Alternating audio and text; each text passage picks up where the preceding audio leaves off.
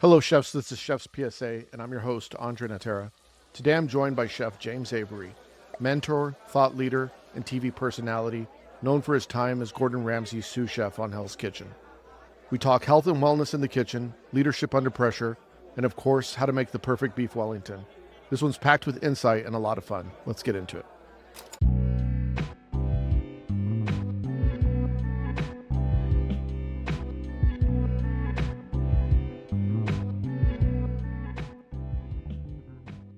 Chefs, your road to excellence starts with what you wear. For over 90 years, Brigard has defined luxury, European design and innovation in chef apparel, serving those who pursue perfection daily. Brigard USA brings modern designs along timeless classics, featuring the legendary Grand Chef to the contemporary Etheria and the Greg Chef jackets. And in the kitchen, nothing beats the original must-have apron, the French Bleu Travail. Iconic for decades as the workhorse of the classic French Brigade kitchens, with a legacy reinvigorated by the hit FX series, The Bear. Brigard's designs offer the finest materials, cutting-edge aesthetics, and a global perspective, backed by Brigard's world-famous concierge service that makes outfitting seamless. From one chef to the entire hospitality staff. Chef's PSA listeners, save 20% on your first order at brigardus.com. That's BRAGARDUS.com. Elevate your kit with Brigard, where tradition meets innovation on the road to excellence. Use the promo code Chef's PSA 20.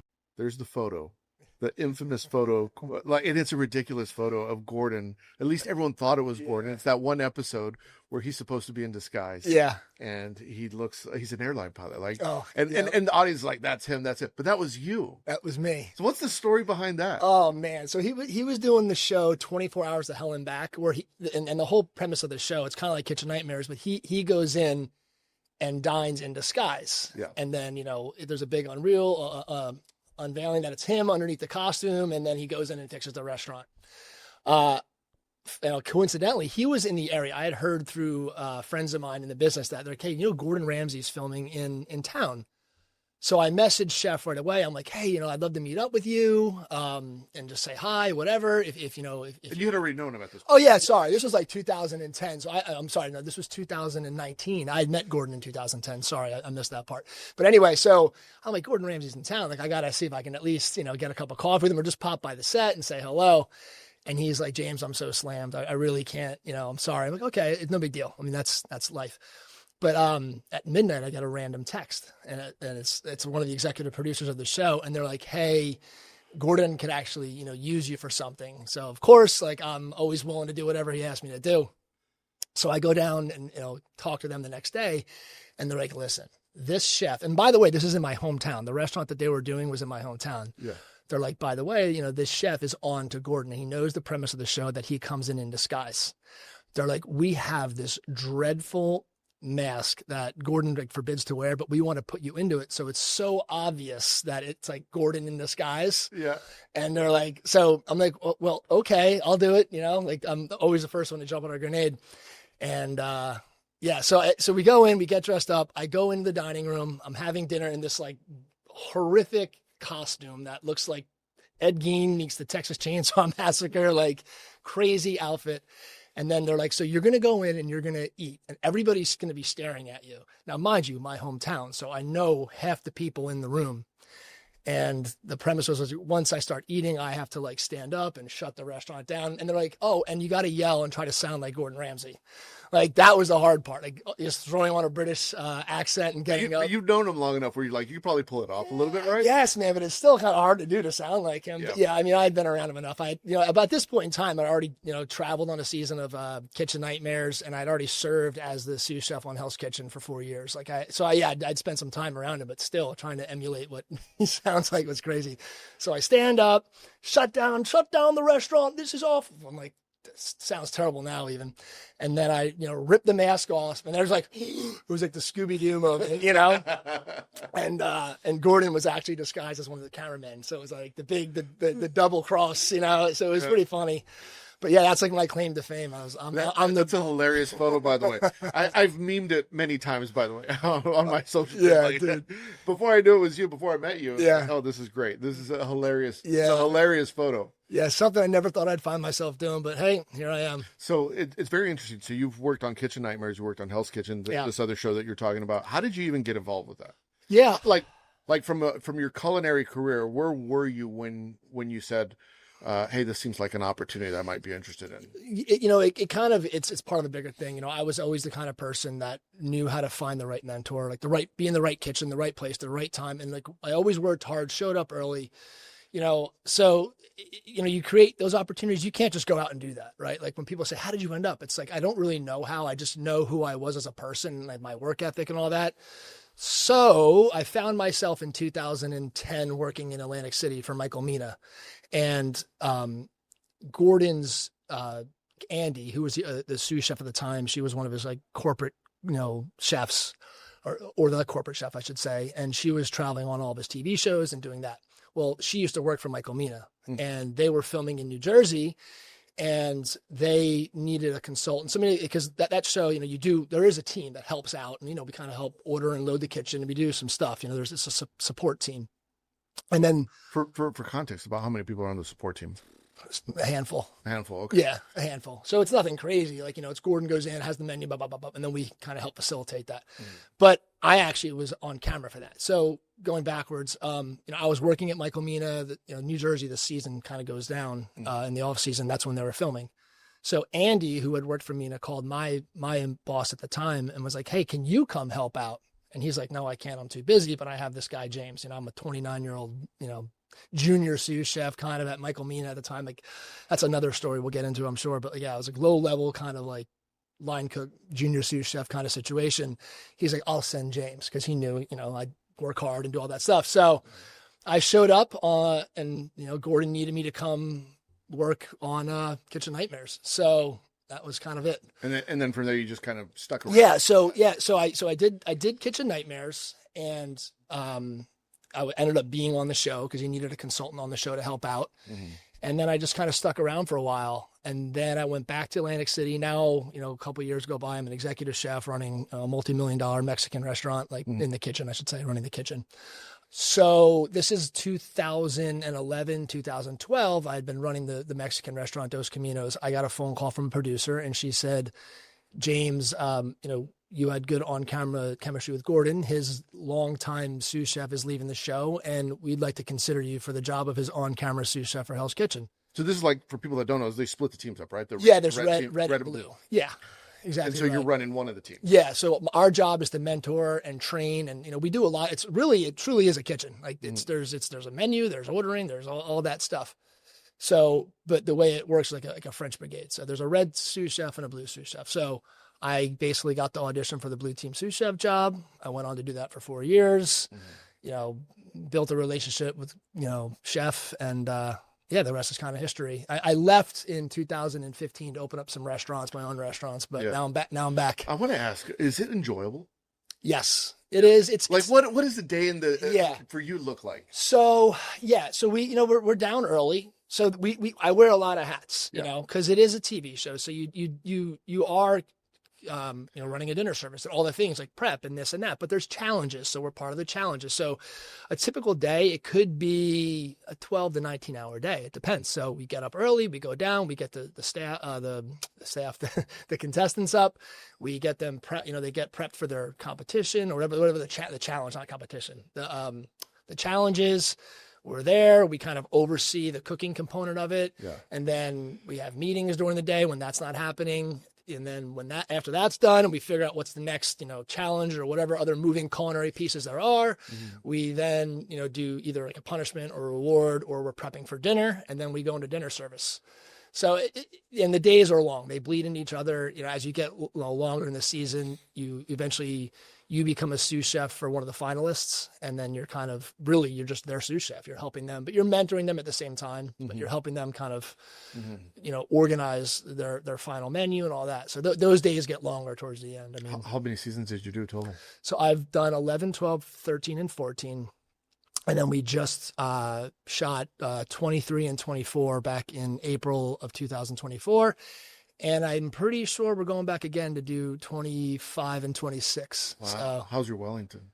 Wellington's good. It's tough, man. Yeah, my Wellington. It's good. No, it's good. He's got a great one. I've copied that Wellington many times. Yeah, he's the OG Wellington. I know he didn't invent it, but the modern Wellington that you see, it's Gordon's. What's cool about his is like, usually it's a whole tenderloin that you would roll up and carve, the fact that they do it with the 8-ounce fillet, it makes it like really nice because it's, perfect for a restaurant application, and it's really good.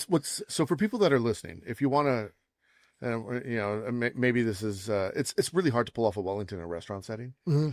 I don't think people understand how difficult that is because you kind of don't know how it's in the middle with the pastry crust on the outside. Yeah. It's much trickier than I think people give it credit for. Because, us armchair quarterbacks at home are like, I wouldn't fuck up the Wellington. Yeah, and they also don't have Gordon Ramsay yelling at them with 100 cameras in their face. So I give those guys the contestants a lot of credit because it's hard. Yeah. So your question was about like, the Wellington. Like for people that are looking at a restaurant operation, I want to put Wellington on the menu. What are some best practices if you want to have the Wellington on? Right. Have one guy prep them or have a really good SOP for building those things. Because, if the pastry's rolled out too thin or too thick, or if, the meat's not seared exactly the same way every time, how much you insulate it with duxelle. So you have to be super standardized. I think that's really important. Right down to the cut and the portion of the meat. So I think searing it, shaping the fillet, there's multiple steps to it. You sear You're talking rolling. Yeah. So, I'm sorry. Yeah. So you sear it, you chill it, you shape it, and then you have to have a crepe, and then then you wrap it in prosciutto, all that's the Dijon, and you roll that, and then you have to take it out of the plastic, then you put it back on the puff pastry, you wrap it in the pastry, you roll that. Yeah. So there's a lot of steps, and you have to be just really super consistent, and then you have to cook a couple because once you figure out your oven temp. Yeah. And you definitely have to cook it in the same oven every time because it might be 22 minutes in this oven or 17 minutes in that oven. So everything has to be the same because like you said, you don't know, you can't touch it or poke at it or feel it or stick a thermometer into it. You just have to nope, it's been 22 minutes. Let's go. Right. It has to be perfect every time. Every time. So you're looking for a medium rare on that, like a nice red, even center. Doesn't need to be 1,000 degrees, it just needs to be. What do you typically cook it at? Temperature wise? Yeah. If you were a perfect medium rare. No, oven temp. Like 400. 400 for 17 to 22. Yeah. So you want to and you never want to go from cold like anything, but you also don't want to get too warm because then your puff pastry starts to melt and it just kind of goes to shit in the oven. Yeah. So it's definitely you want to brush them, let the egg wash get a little tacky and dry to it so you get that nice shine on it. Yeah. And then, pop it in the oven. Probably 17, 18 minutes is where I'd start. And then let it rest for 17, 18 minutes. And that meat's going to stay perfectly warm on the inside. And then it's going to get that nice carry. So when you cut it, it's like that even red, pinkish, So I was asking you if it's fun, right? If you enjoy it. Yeah. What are some of the most enjoyable parts for you when you're on, on the show? Like for you, what do you enjoy the most when you're on it? It's such a dynamic environment because it is a restaurant, right? Like you are prepping, you are training people, you're working with food, some of the craziest ingredients. You're meeting chefs. Like when we used to film in LA, like Wolfgang Puck, Nancy Silverton, David Lefevre, like all these chefs and these big time people, you got to meet them. It was really exciting. But so again, the dynamic environment, I love being uncomfortable. You don't learn how to be a sous chef on TV working next to, there's no instruction book for that. You just have to kind of figure it out. So that's enjoyable. It can be stressful. It's, it's a lot of moving parts, TV magic you hear about, the show must go on. We're doing this. There's really not a lot of time for it to be it's not very forgiving. So you have to just keep nailing things. That part's exciting. And being around him, it's amazing, Yeah. I'm glad he has so many shows now where you actually get to see his personality. Yeah. Because he's an amazing person. He's a huge inspiration. The guy is amazing. So that part's fun, obviously. His work ethic is unmatched. I don't understand it, to be honest. I really don't, Where does he get the energy? I don't know. It's bizarre, and he's in his 50s now, he's got, he looks great. He looks amazing. He looks exactly how he looked 20 years ago. Well, cause he's stayed, fitness is the foremost. He's not, he's a worker. He has, like you said, the high work ethic, and he has standards. So, but just to see him go from hop on a plane, go here, I'm in here, I'm there. I'm just I get overwhelmed when I have to get my kid to soccer and write a special menu. It's yeah. Do you ever get competitive personally with the other team?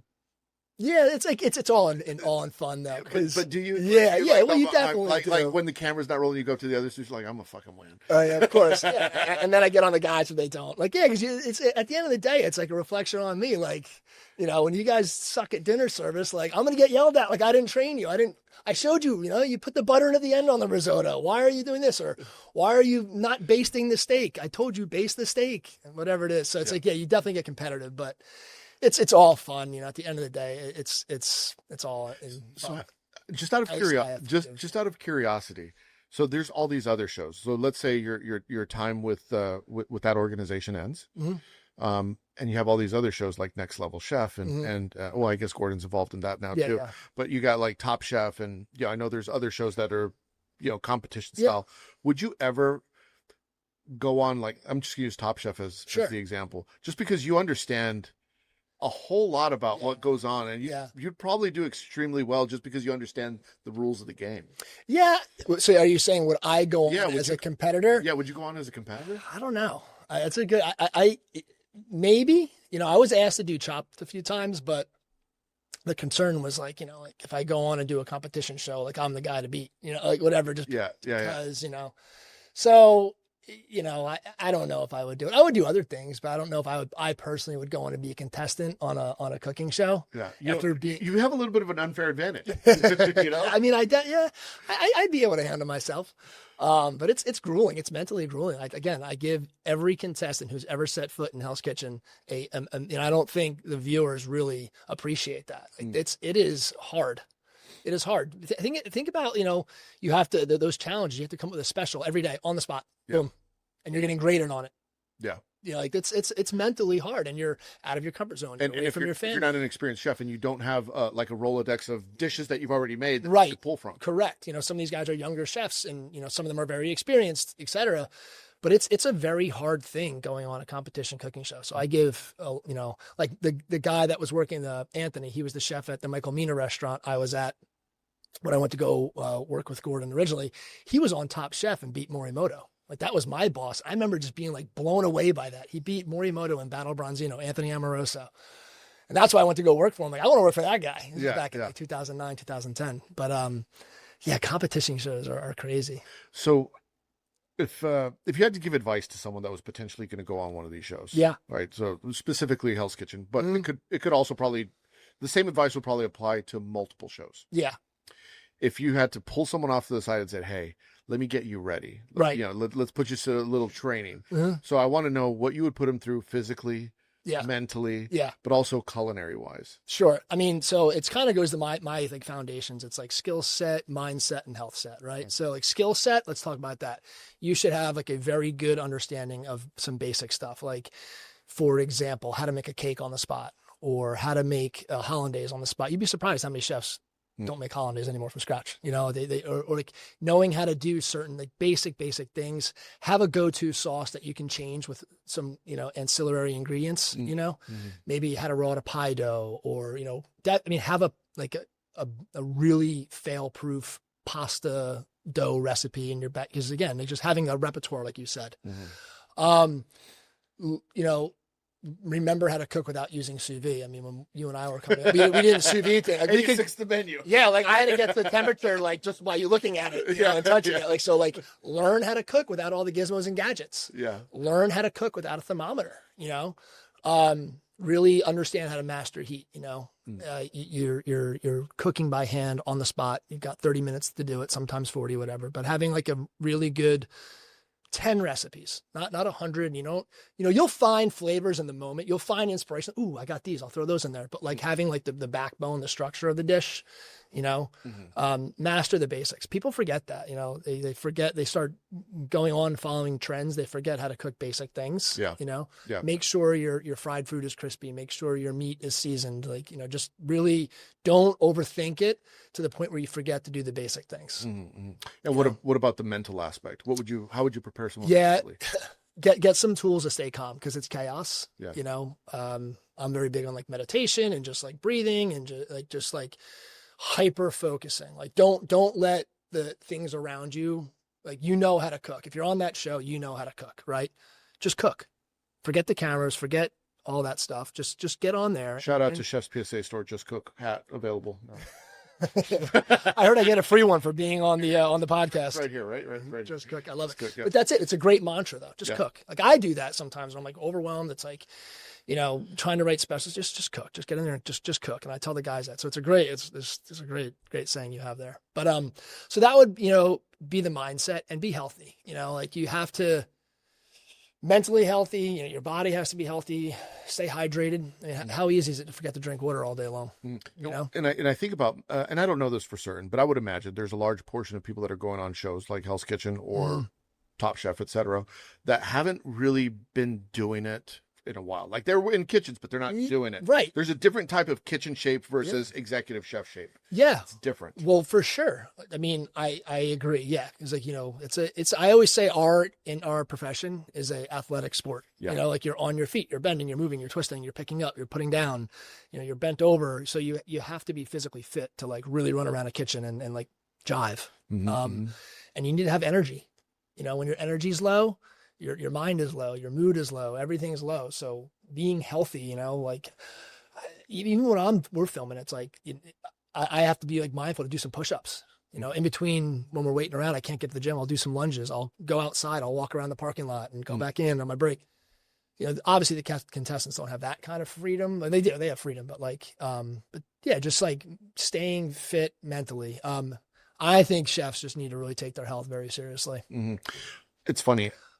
I did a presentation recently where I talked about how being healthy is the new soigner for chefs. As we move into 2026 and beyond, I think health for chefs, not just physical health, but also mental health. But in this particular context that I was referring to, I was talking about physical health, because in the old days it was all about getting drunk after work, or the party lifestyle, chef life, hashtag chef life, no sleep. Yeah. Now I don't think that's the way. And I think chefs that are embracing a healthy lifestyle have a longer career, right? They have a happier career, they have a healthier career. Yeah. And I know you're big into that. So I did want to pick your brain on that, because obviously you're extremely healthy. Yeah, I appreciate that. So I've always been kind of into health. And I remember early on in my career, like the early 2000s, it wasn't cool.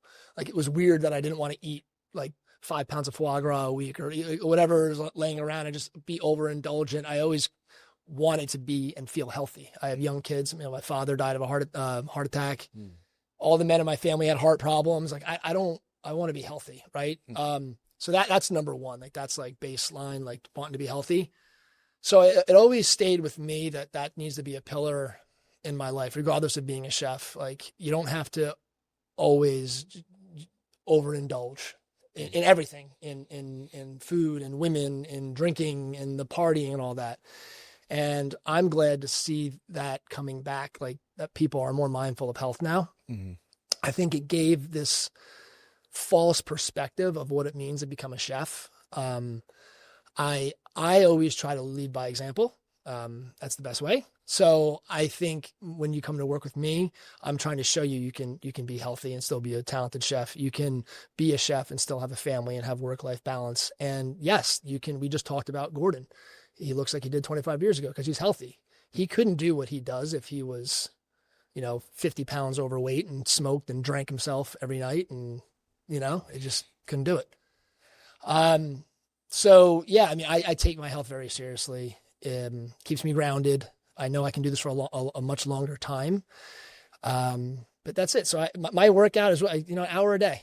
That's all I got to find is an hour a day. What is a typical, I just want to get granular, not that we're going to find the magic bullet. Yep. But what is a typical day for you in terms of just the health and wellness routine? Yeah. So health and wellness. And let's start with morning, like when you wake up to what it goes like to the bedtime sleep. Sure. So I don't wake up and have this crazy morning routine. I give a couple of these. I don't do like you see these influencers now talking about they wake up and have this 2-hour routine. I don't have time for that shit. I got to get up. Sunbathing their perineum. Exactly right. Exactly right. So no, I get up. it's a glass of water. Yeah. Right away, some sea salt. I learned this from my fitness coach that I had. So it's a glass of water. I used to take a lot more vitamins than water. I do my vitamins at night now. And then I typically walk about 4 miles almost every day. From the morning. From the morning. Yeah. So it's called LIST, low intensity, steady state. It's like the opposite of HIIT. So you do like a lower intensity for a longer period of time in a fasted state. It's good for insulin resistance and fat burning, all that. And I mean, walking is amazing for you mentally. Yeah. Like we're like nomadic creatures, literally by design.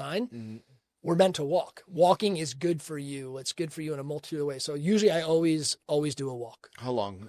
So you said 4 miles, but what was that? About an hour. An hour? I'd say a half hour minimum. An hour is great. Yeah. And are you listening to podcasts or? Most of the time I walk with my wife. Yeah. So we it's a good time to talk. Yeah. So it's, we have good conversations. It's good quality time for she and I. We have 4 kids. So, but if I'm not with her, I listen to a podcast. I talk to myself. I don't know if you do this, but I have conversations. Yeah. I think out loud. Yeah. So like, I definitely do. You know what I mean? Like I'm like the same thing. I get in the car. I'm like, I just drive in silence and whatever.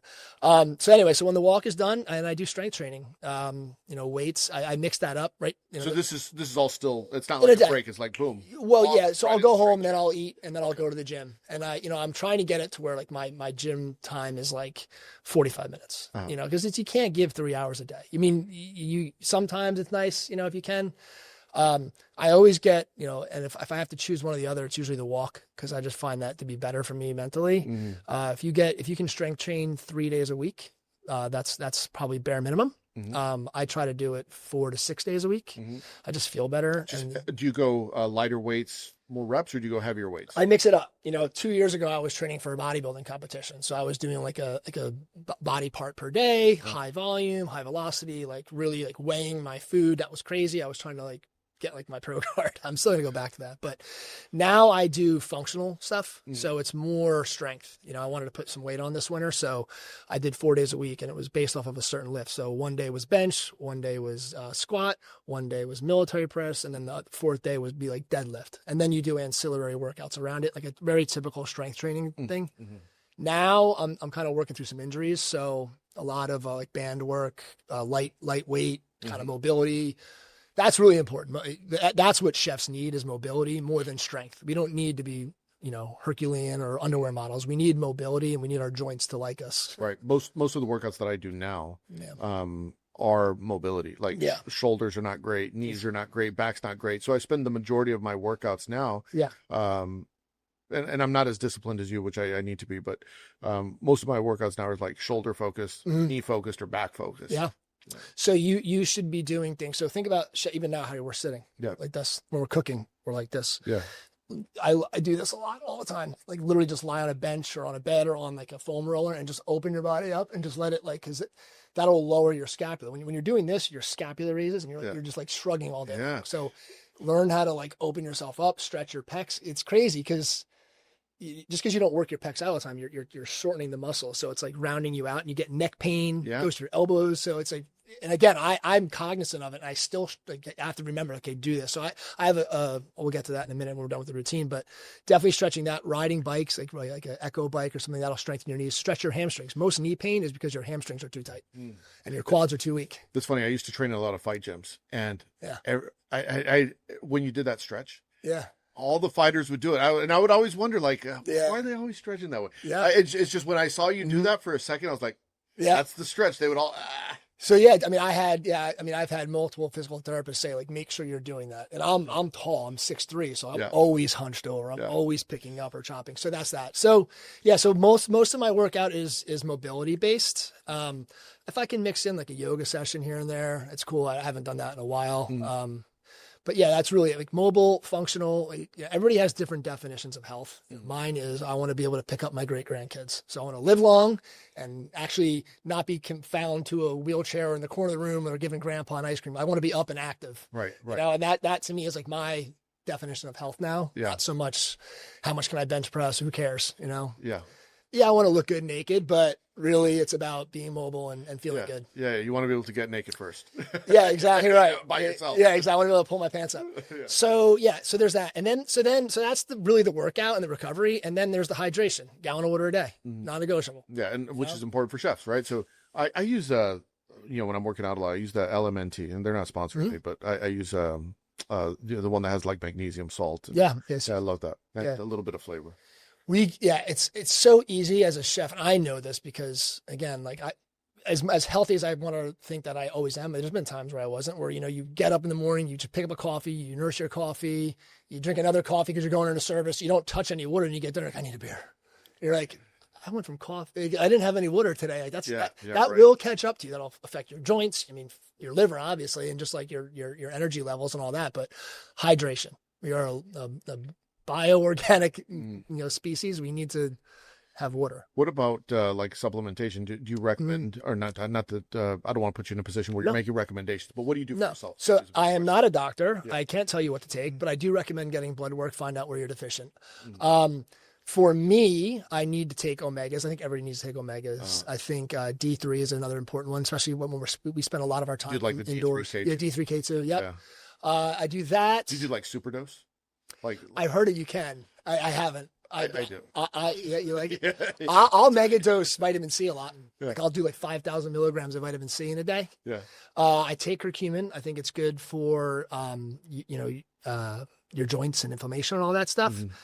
What else do I take? I do the peptides. Yeah. I kind of go back and forth with interesting. Peptides. Yeah, peptides are super fascinating. Yeah. Fascinating. They're like the future. So I had hurt myself, and I got on I want to say BP 157 maybe. Yeah, it's body protecting compound 157. Yeah, and I remember it's like heal like Wolverine. Mm-hmm. Yeah, it's crazy. You can add that with TB. So that's just like, that's based off of a gastric juice, so it can heal your gut, your joints, inflammation, all that stuff. I just recently did one called PDA pentadecaarginate. It's basically BPC with an additional salt added to it. Yeah, and it works virtually the same thing. So I've done that. I've done ones that with I have a lot of tendon issues from cooking, like pans and jujitsu and lifting weights and whatever. I did it's called Samorelin. So it has CJC 1295 I know that. And Ipamorelin in it. And is it Ipamorelin? Yeah. Anyway, double check that. But yeah, that's really good for it helps with like tendon growth. Like it helps stimulate your own body's ability to produce growth hormone. So that's really good one too. I just found out about a new one called Dihexa. It was actually used for Alzheimer patients. So it helps with mental clarity and stuff like that. So do you do creatine? Yeah. Yeah. Yeah, it's creatine, low dose. I do HCl because it's non-bloating. So I do monohydrate probably. I don't like the powder. Yeah. So I like the gummies. Yeah. The problem is not all gummies are the same. Right. Yeah. Right. So like when I switch up brands, it's like, okay, I like this one. And then it's like, well, this one's cheaper. And I buy the other one. It's like, 5 milligrams is not 5 milligrams. Yeah. Yeah, Yeah, no, it's not the same. Yeah. It's like all gummies. Yeah. You never know what you're going to get. Yeah. No. So yeah, creatine's good. I have ulcerative colitis. It's not active now. I've managed it, but I'm very careful with how much I can put in my stomach. I had heard that creatine HCl is actually, it's less bloating. It's softer on your stomach. It's more rapidly what's absorbed into your body. So I like that one. And then I sprinkle stuff in here and there. If what is it? What's something I might take? I'll do a beet and niacin flush, where it's niacin is like a vasodilatator. So it helps with blood flow and circulation. It helps with liver detoxing and all that. But none of that. I mean, you can take all the supplements in the world. Do you do the NMN niacin? I'll do NMN. No, well, yes, but you talking about the the NAD.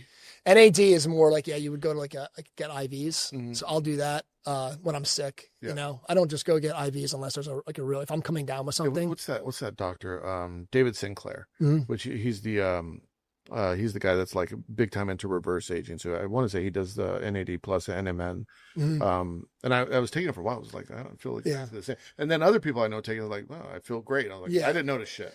Yeah. Yeah. I mean, to me, the biggest ones are the D3 and K2, the omegas, and the vitamin C. Yeah. And hydration, hydration. I'm with you. I take the creatine, not just for the athletic benefits, but also for the cognitive benefits. Yeah. Especially because all day I'm in front of a computer. I'm in meetings. Everything that I do now, as I've gone from chef to chef's PSA, everything I do now is mentally engaging, Mm-hmm. right? So I need to remain sharp. So for me personally, and again, I'm not a doctor either. Yeah. Even though some people do call me Dr. Dre, but I'm not a doctor. Is I will also I'm for podcasting, and then also sometimes when I'm writing, I love to write. I gotta get better. Nicotine. Yeah, I do nicotine pouches. Yeah. So they're saying that like 5 milligrams a day of nicotine has like a nootropic effect. Yeah. I'm not talking about smoking cigarettes. That's not okay. Nobody should be smoking. Yeah, you're talking about like I chew nicotine gum. Yeah, okay. So I do the Zins. Like yeah. I really just started them. Back in the day when I was younger, I dipped or smoked cigars, but now I'll do like a nicotine pack a day. I'm not saying young people should go out and listen to what I'm saying. All I'm saying is there's been some scientific supported data saying that like minimal doses of nicotine have a nootropic beneficial cognitive effect on them. Also, maybe I'm incorrect. Again, not a doctor. And I probably heard this. I'm just regurgitating information, but maybe nicotine is also like Alzheimer's protective, potentially. Yeah.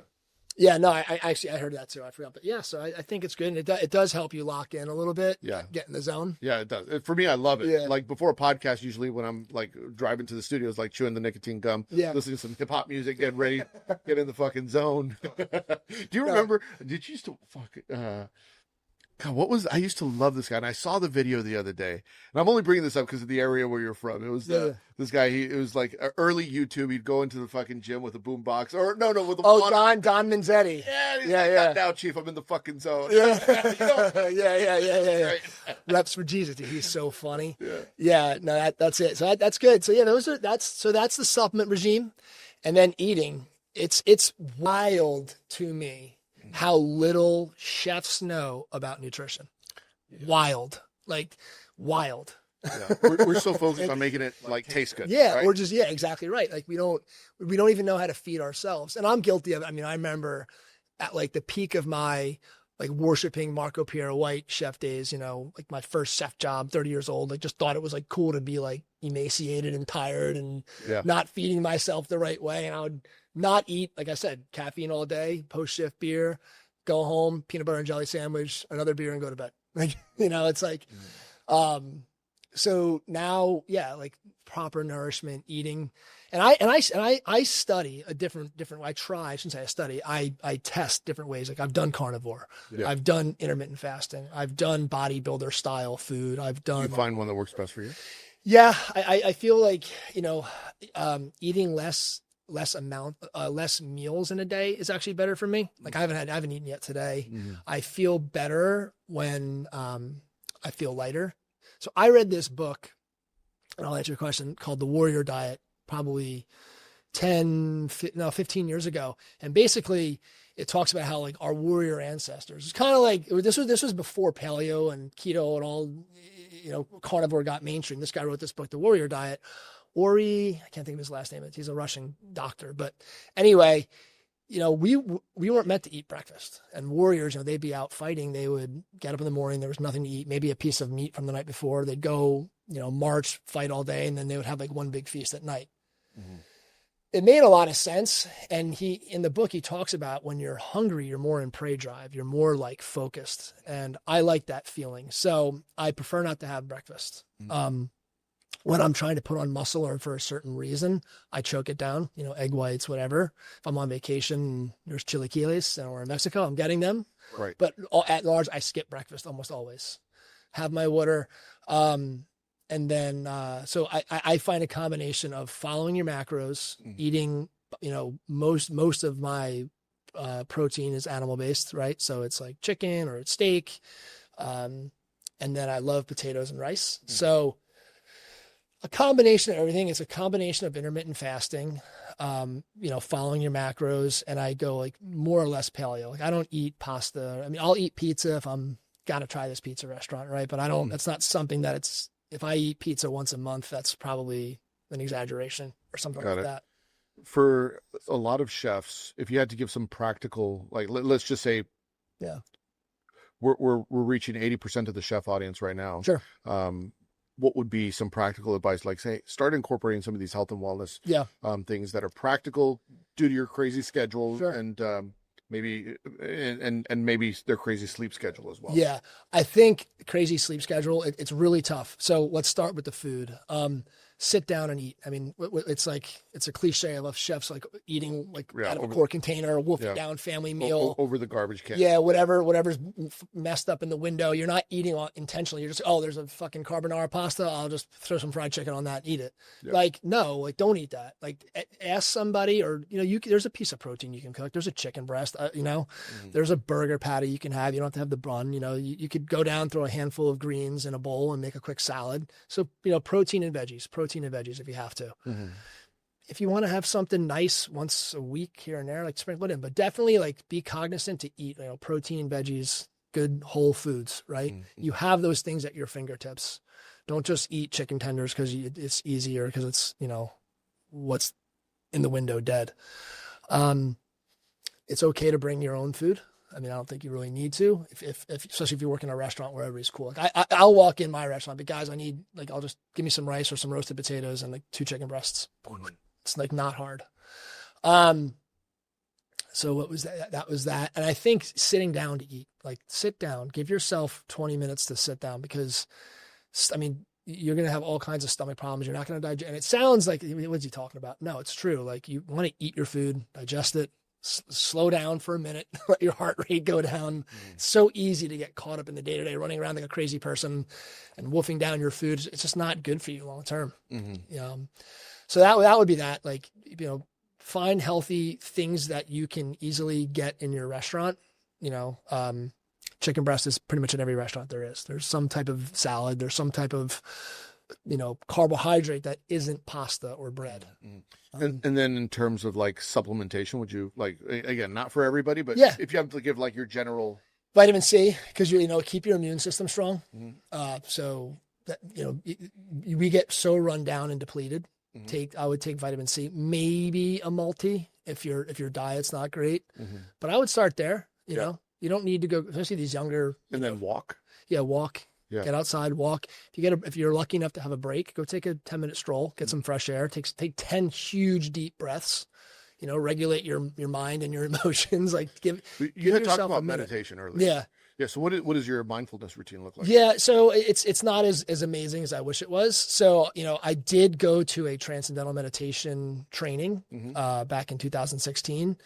I felt my best when I was doing that. You get a mantra and you sit there and you say the mantra quietly, and eventually you kind of are like in that stage where you're in between sleep and awake, but you're just kind of there. Mm-hmm. Really amazing stuff. It's hard to do that and breathing and all the things I do. So now my mindfulness is really focusing on breath. I love box breathing. So it's like, if you know what box breathing is? Yeah, So I do, but for people that don't know. Okay. So box breathing is if you would go like, hold it. Hold it. So it's inhale, hold, exhale. What is it? No, inhale for 4 seconds, hold it for 4 seconds, exhale for 4 seconds, inhale for 4 seconds. Mm-hmm. I said that right? Yep. So so you breathe in a box and you do that like 20 times. Yeah. There's other really good apps you can get on your phone, like the Wim Hof method, which is just 30, like it's crazy how much it will calm down. And just reset you. It's Wim Hof is wild because they hold on the exhale. Mm-hmm. Yeah. Right. And if you try and breathe your air out now and try and hold, it's very difficult to hold on the exhale. It's much more difficult to hold on the exhale than the inhale. Mm-hmm. But when you're doing Wim Hof, like all of a sudden you'll be like, you're looking at the clock. It's like, well, it's over a minute. I'm still holding on the exhale. I've done 245. Really? Yeah. Like at my best. Like by the time you get to like your 5th or 6th round, yeah, you're like high as a kite and you're like, this is crazy. Tingling. Your body's tingling, right? And I remember exactly what you said. I always thought it's easier to hold it on the inhale. Yeah. Now I think it's easier to hold it on the exhale because you get so oxygenated, I guess. Yeah. And then, Have you ever tried the push-up challenge after the Wim Hof? No. Yeah, because it's crazy because you could do way more. Really? Yeah. Yeah. So you do a couple rounds of Wim Hof and then you go do push-ups. And I'm just making numbers up, but let's say you could do 20. You might be able to do 50. No way. Yeah. That's like 100% increase of strength. Yeah. Or more. Yeah, I'm going to do it next time. Yeah, do it. I'd love to know what you did. Yeah. Yeah, no, I love the Wim Hof stuff. So yeah, that's like a really good tool to have as a chef, breathing. Because you think about how many times you go out and take a 5-minute smoke break. Go take a 5-minute box breathing breath break. And not only that, but I'm a big proponent of some sort of mindfulness routine because I think that's important, especially in a high stress job. Yeah.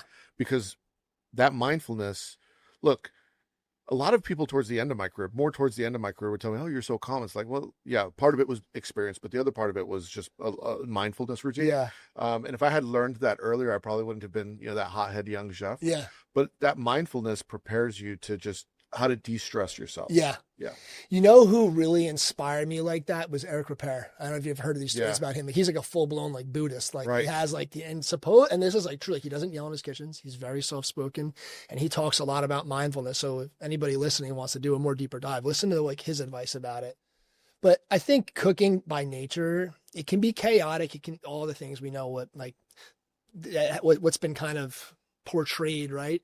But it's also repetitive. You listen to Thomas Keller, like it's almost like, get dialed in, like get into that, find that like that rhythm, that cadence when you're on your station, and like it becomes kind of, you get mindful, like tune out the noise, tune out all that, and just lock in on those tickets. Yeah, like just, and I'm not trying to like sound foo-foo-y here, but like really it's true. Like how good do you feel when you're in a state of flow on the line and you're just I'll fucking tell you, nailing it? especially when you become a head chef, and the higher up you go and the more stress you have to deal with, sometimes I would just look for a cutting board. Right. I just want to cut onions or slice mushrooms, or I just want to skin stock. Yeah. And I zone out. It's the only time I don't have to think. Yeah, 100%. You get into this mental, flows, and yeah, it like resets you. Like it's the same thing. I think it was Marco Caroli. He was saying how I don't know which chef it was. Regardless, you're having a block. You can't figure out what to cook. Start mincing garlic. Yeah. Start chopping and chiffonading parsley, and it's just going to start coming to you because you're overthinking everything. So just start doing something in like a meditative practice in the kitchen, and it's going to start flowing. You'd be surprised. And it's word for me. Different brainwave states, right? So your delta, your alpha, your theta, your, whatever. Yeah, totally.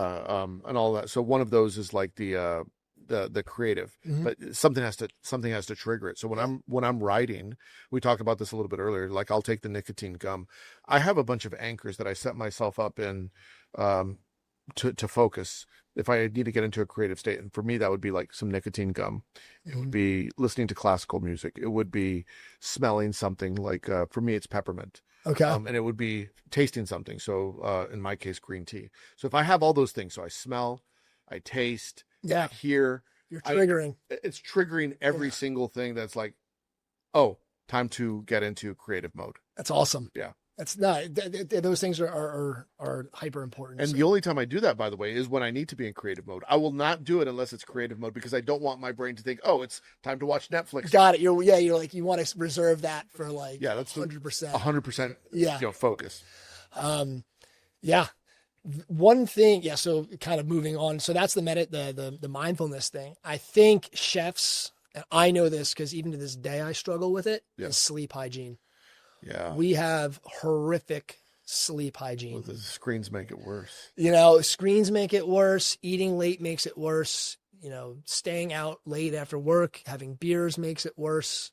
Because it's like you're in a chaotic system all the time, and you get home and it's like, holy shit, it's quiet. I can like do whatever I want right now. I can have a few beers. I can watch Netflix. I can just binge on whatever's in the fridge. Like really, you shouldn't be eating within ideally 3 hours before bed. Right. You should be having no screen time an hour or two before bed. And we get home at 10 o'clock at night. It's like, well, I didn't get to do that stuff all day. It's hard. And I'm not claiming to be the master of this. This is something I'm really trying to master myself. It's like the last thing that I'm missing is that sleep hygiene. Yeah.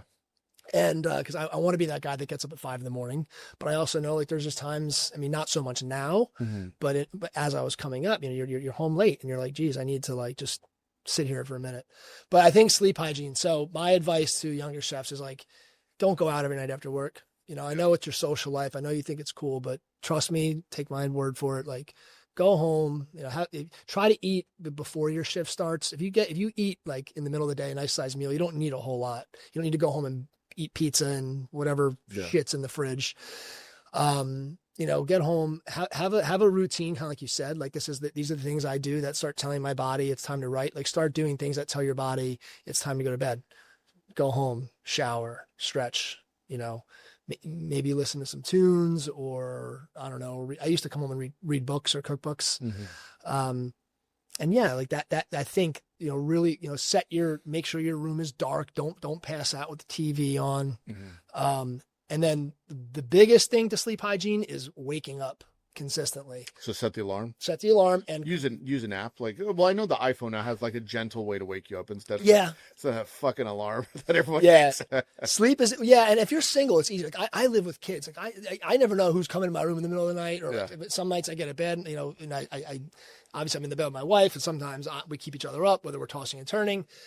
So like, the alarm, if you're single, living at home or whatever, again, you can use an alarm to develop that like consistent waking time. Yeah. Just alarm, out of bed. You can have like a softer ringtone. I don't think it's good to be like jolted out of bed, but you can have like that, like it slowly gets louder, or it, they make ones too. They're like a light, but black out your room, turn the AC down.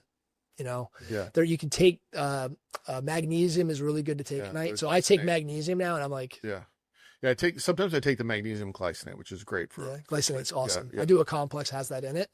But so develop that habit. And if you get up early, there's your free time, right? If you don't have to be at work till 1 o'clock and you're up at 7 or 8, try to get 8 hours of sleep. Ideally 7, good. You start pushing 6. It's like, and if it's 6 and you're drunk and you're waking up and you're peeing 10 times a night and you have heartburn because you ate a Big Mac at 2, or, a cheesesteak at 2 a.m.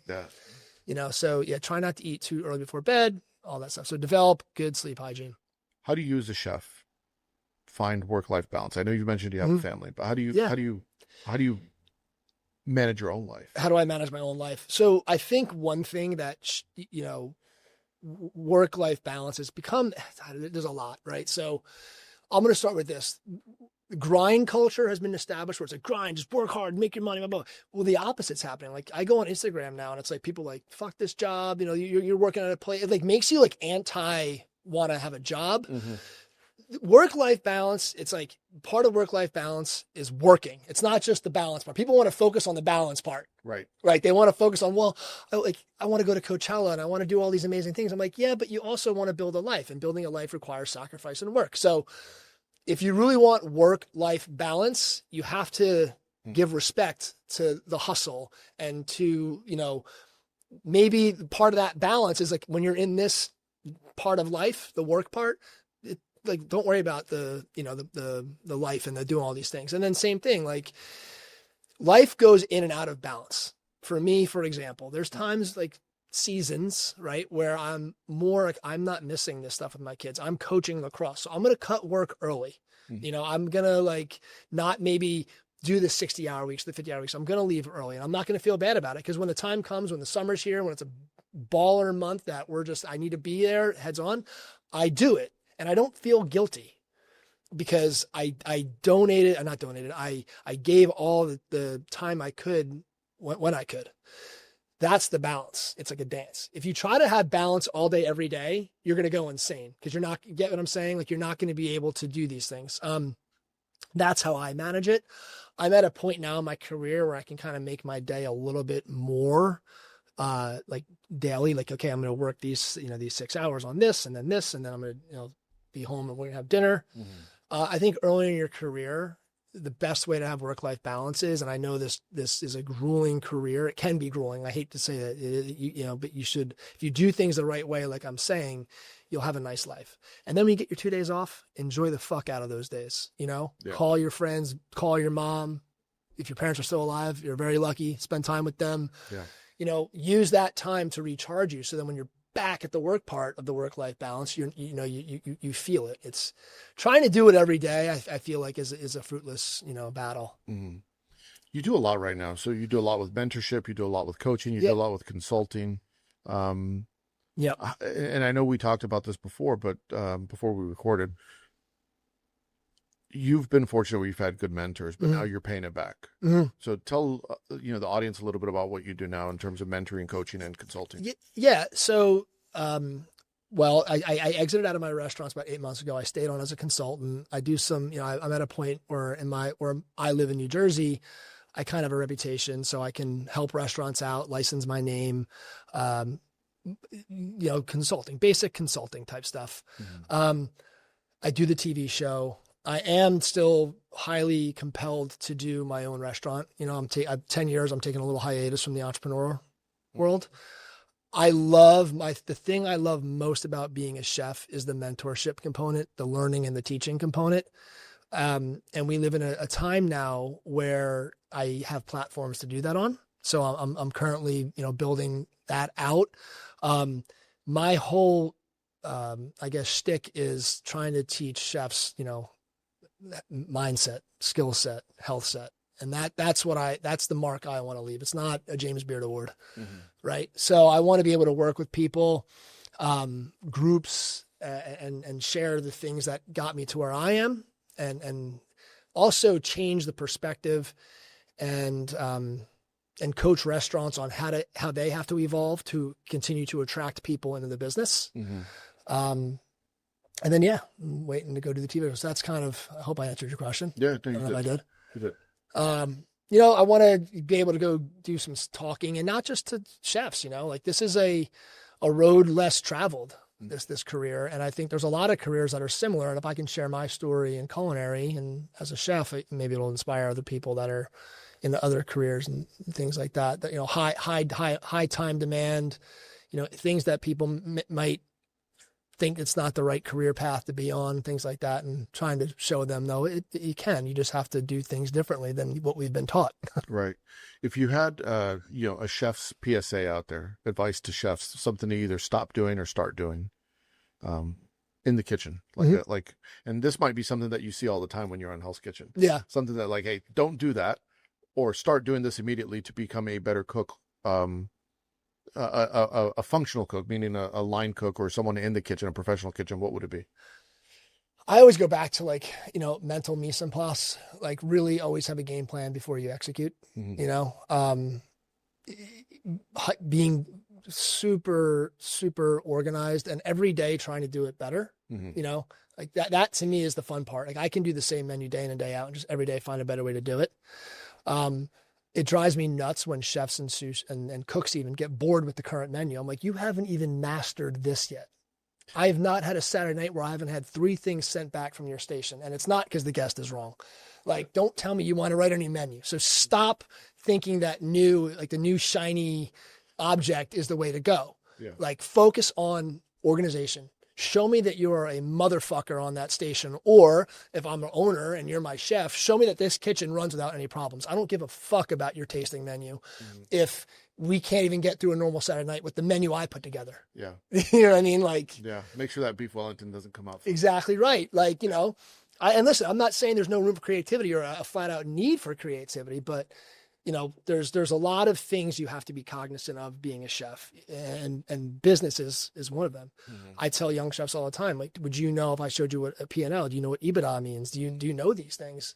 Because those are skills that really are going to move the needle. People that don't know, what is EBITDA? Earnings for interest, taxes, amortization, and depreciation. It's a financial term, but also a great song by Clips right now of their new album, EBITDA. Drop it. No, but it's important because at the end of the day, this is a business, and you need to have some business acumen. You don't need to have an MBA, but I do like to tell chefs, start reading some business books, start asking those questions, start, I went and taught myself how to read a P&L and where should this be? Yeah, we all know food cost and labor cost. That's not all it takes to run a restaurant. And honestly, it frustrates me when people say about labor cost and food cost. I want to learn about food cost. Look, there's a formula: cost divided by sales. You got it. Let's move on. Go back to cooking. Yes. It takes 1 minute to memorize that formula. What they should be asking is, how do you manage this better? Right. Where you're going to learn about food cost is in the kitchen, looking in your trash can, learning how to cut meat better, understanding what to do with all this trim. That's where you're going to learn about food cost. It's not about cost divided by sales. Yes. No. Because then I said, we'll just raise the price. Well, no, but you can't do that. So what do you do when you can't raise the price anymore? We're going through that today. You can't, we can't raise a burger to $35, at least not yet. So what do we do now? We add value in the plate. We portion it. So it's I think chefs need to learn a little bit about the business, because the business has to change and we have to be the ones that change it. If we had to talk about your workstation, and let's just take this as an example. You're finishing on the pass. What is your finishing acid? Is it lemon? Is it vinegar? All purpose. Yeah. So I typically finish with on my little chef thing. It depends on the restaurant too, Yeah, obviously, but sure. I always have Espelette, Maldon, like a super fruity olive oil and lemons. Lemons. You can, like little half lemons. Mhm. You can also use like a lemon vinaigrette, which is just pretty much just a little bit of sugar, not even sugar, like just like for roundness, not like sweet, but like lemon juice, olive oil, just kind of a quick vin. Yeah, yeah. You know? Like a drizzles. classic vinaigrette. Yeah. Yeah, like a 1-to-1 type situation. I love Espelette. Yeah. You know, if people are cool with it, some people get freaked out by it, but I love finishing with Espelette, especially like seafood and poultry and stuff, vegetables with Espelette. Yeah, delicious. What's your workhorse salt in your kitchen? Is it diamond crystal?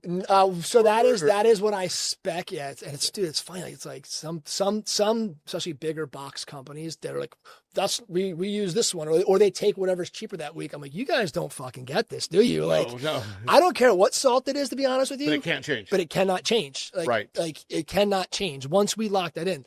But like my favorite salt flavor, I use gray sea salt. I've gotten really used to using that. I have For all-purpose cooking? Yeah, even like at home, that's what I do. It's kind of, a little cost prohibitive to do it in the restaurants. I don't think you'll get the credit for it. So listen, restaurants, Diamond Kosher, Finish, Maldon, or I love Celery for I just like Celery better than Maldon. Sure. I really loves flaky sea salt, but I do like Celery. At home, I have Celery in my cracker. I use because I have the Hexclad pepper and salt grinders. So the Celery is in the salt one, Telecherry pepper, and that's important too. Telecherry pepper. I have a speck on my black peppercorns. Yes, I agree. Telecherry is the spec. That's the spec. If you're a nicer restaurant, a little upscale. Even if you're not, at home. I mean, spend the extra $2. What are you talking? $2 for better pepper? Do it. So Telecherry pepper. You're not raising food costs by 10% by getting better peppercorns. Yep, exactly. So I think Diamond Kosher. I mean, Thomas Keller kind of set that standard into play. Are you a tape person? Green tape or blue tape? Frog tape, green frog tape. Yeah. Got to be right angles, But listen, man, I take my victories when I can get them. There's a lot of, we got to. Yes, I like it. Like what I do is I take a sheet tray and I put, you put them on the back. And I always have a box knife on me. I love tape. Yeah. And my thing is get that thing as small as you can. I agree. Like if it's twice as long, it's twice as costly, right? I'm like, what are you doing? Yeah. You need the date and just write a little thing, black Sharpie. I use red Sharpies a lot. If you had a Mount Rushmore of chefs, 4 chefs that should be on Mount Rushmore, who should they be? Man, this is one of those questions. Well, it would definitely be Gordon. He'd be one. I mean, he's the best to ever do it. I worked for David Burke. I think he's an OG. Yeah. He's a badass. I don't think enough people know who he is. Yeah, people should. Old school New York. He's great. Yeah, he's great. Yeah, he's a legend. He's one of the few chefs that, even Thomas Keller threw a nod to him in the French Laundry Cookbook. That's like the chef's Bible, I feel. Like everybody read the French Laundry, right? And Thomas Keller even threw David Burke a nod. So he's like a chef among chefs, you know what I mean? Yeah. Big in New York, like I said. So I guess, how many, there's 4 on that 4, one? you got. All right, I'm halfway there. I'd have to do something like probably Julia Childs. Yeah. Right? So she'd be my French one. Jacques Pepin's up there too. Yeah, and then, who's a really good Asian chef that I like? So I got Gordon, David, Julia Child. I don't know. Not because he's a celebrity chef, but I'd say Morimoto. The guy's he's got to be in his 60s now. He just did an omakase place in New Jersey, dude, and he's just still fucking killing it. Yeah, he's stud, right? Just putting out, I'm like, the guy's just still doing preparing food in front of 16 people that are just, their heads are going like this. So those would be my 4, I guess, off the cuff. So here's a new question that I've never asked anybody. Like my new closer that I'm bringing in today. You're the first. If you had a bucket list chef that you wanted to eat their food, who would it be? A bucket list chef who I would want to eat their food. Past and present, living and dead? Go for it. Charlie Trotter. I'm with you there. Charlie Trotter. Yeah. I regret I didn't get a chance to. So many great. I have his entire collection of cookbooks. He was the man when I was younger, and so many talented chefs worked for him. He was Chicago. Yeah. And now nobody probably even knows his name. And Charlie Trotter's my answer as well. So for people that were going to ask me what my answer is, it's also Charlie Trotter. You can't, his food is, you look at other chefs, it's like sometimes their restaurant lives on after they pass. Yeah. Charlie Trotter's, Yeah, he when he passed, his restaurant closed. Yeah, it's crazy. You can't have that food anymore. It definitely that one stings that I didn't get to go eat at his restaurant. Yeah, Chef, where can people find you? Chef James Avery is pretty much me across all platforms. So that's my Instagram handle. It is my website, chefjamesavery.com. YouTube. My YouTube stuff's more just me goofing around in my home kitchen. I got to get better at reeling all this stuff in. Yeah. You can find it's a new world. Exactly. It is, and it's overwhelming, but it's all fun. Yeah, just Chef James Avery. If you Google that, you'll see me pop up. Yeah, this has been fun. Thanks, Chef. Yeah, absolutely. Thanks for having me. Thank you. Yep. Well, I hope you enjoyed the show. You know what to do. If you're watching on YouTube, hit the like and subscribe button. If you're listening on Spotify or Apple or anywhere else, make sure you leave 5 stars. Nothing less than 5 stars. Anything less than 5 stars is unacceptable. Go to chefspsa.com. You find the Chef's PSA store there. You get books, you get merchandise, and I appreciate you supporting the show. It's how I keep the show going. If you want early access to episodes and listen to them before anyone else, you can become a premium member on Spotify and also on Substack. You get your ear candy before anyone else gets their candy. Anyway, we'll see you next week. Hit the porno music. Yo, it's André in the kitchen, mixing, dropping chef knowledge, no fiction, stirring up the beats, heating up the session. Listen close, class is in session.